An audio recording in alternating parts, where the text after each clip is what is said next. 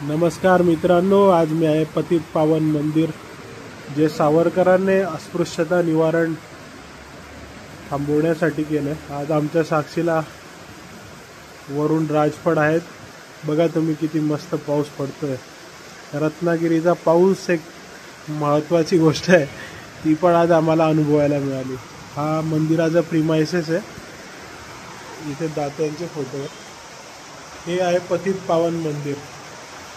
समोर गाभार आहेत भगवान विष्णू, तसेच माता लक्ष्मी, त्यांचे वाहन गरुड आणि हनुमान रूढ आहेत. असे पतित पावन मंदिर सावरकरांनी यासाठी बनवलं. हे असं एकमेव मंदिर होतं की जिथे आपण डायरेक्टली देवाला स्पर्श करू शकत होतो.